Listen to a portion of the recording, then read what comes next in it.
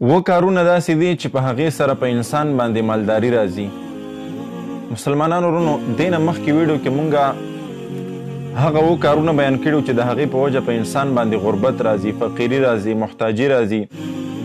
نو په دې نن ویډیو کې انشاءالله زه به تاسو سره داسې عملونه شیر کوم، داسې عملونه به زه تاسو ته ښایم چې د هغې په وجه انسان مالداره کیږي. الله رب العزت په انسان باندې مالداري راولي، یعنی دا انسان به غني شي، بل ته به نه محتاجیږي، بل ته به نه ودرېږي که چېرته دی په دغه و کارونو باندې عمل کوي.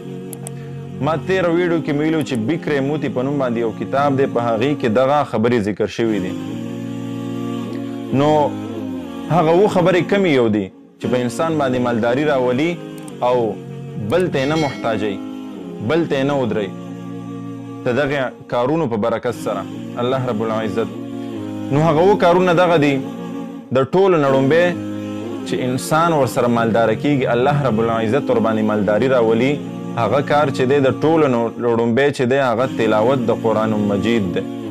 کم انسان چې د قرآن مجید تلاوت په کثرت سره کوي، نو الله رب العزت په دغه انسان باندې غربت نه راولي، فقیري به پې نه راولي، بلکې الله به پې مالداري راولي او الله به د باندې داسې حالت نه راولي چې هغه بل ته ودرېږي او بل ته محتاج شي.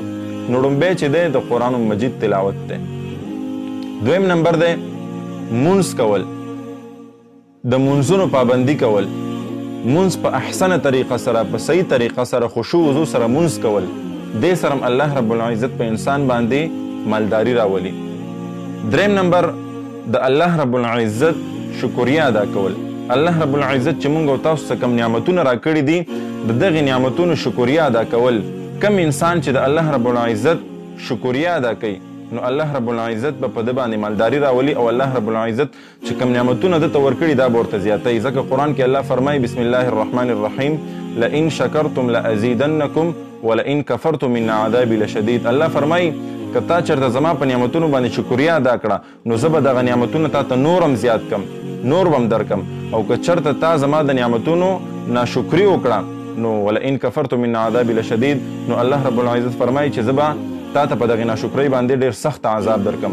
نو الله رب العزت ته وکړي چې موږ ټول د الله رب العزت شکرګزار بندګان جوړ شو. کم انسان چې شکریه د الله رب العزت د نعمتونو ادا کوي، نو دغه انسان باندې به چې کم دی غریبي به نه راځي، بلکې الله رب العزت به د باندې مالداري راولي. د په مال کې به الله برکت ته چې الله به ورته مزید دغه مال زیاتی.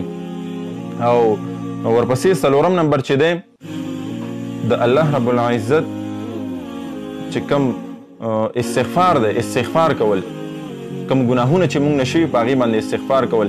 ځکه نبي کریم صلی الله علیه وسلم فرمایي چې د ټول نه خوشقسمته سړی او خوشقسمته انسان هغه دی، که نر دی او که زنانه دی، هغه دی چې کم د هغه په عملنامه کې د قیامت په ورځ د ټول استغفار زیات راوځي. نو استغفار کولو سره الله رب العزت په انسان باندې مالداري راولي او ورسره د غریبۍ نه ساتي. او ورپسې پنځم نمبر مدد کول. څنګه مدد کول؟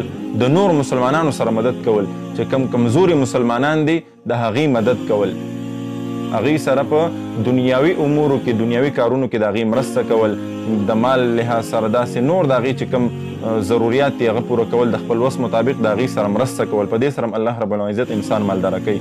ورپسې شپږم نمبر چې دی ښه سلوک کول دي، د خپلو والدینو سره، د خپلو رشته دارو سره بهترین اخلاق او هغې سره په بهترین انداز کې پیش راتل، د هغې خیال ساتل، د هغې سره ښه رویه ساتل. په دې سره الله رب العزت چې دی انسان مالداره کوي او الله ورته د غریبۍ نه دته امان ورکوي. ورپسې اووم نمبر چې دی، اووم نمبر دا ډېر بهترین عمل دی، دا بالکل یو مجرب عمل دی چې دا کوم اووم نمبر زه بیانوم. په دې سره الله رب العزت انسان ته ډېر مال ورکوي او د غریبۍ نه د فاقې نه ساتي. ځکه د صحابه کرامو دا معمولو د سحر موږ نه پس سوره یاسین ویل، انشاءالله په دې بیا تفسیري ویډیو جوړوم په دې انشاءالله.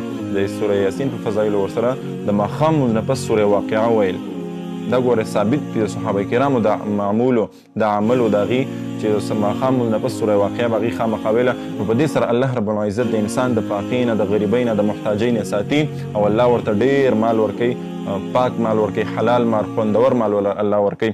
نو دغه څیزونه چې کم دي په دې سره الله رب العزت په انسان باندې مالداري راولي، د غریبۍ نه ساتي، د محتاجۍ نه ساتي. الله یې د عمل کولو توفیق راکړي.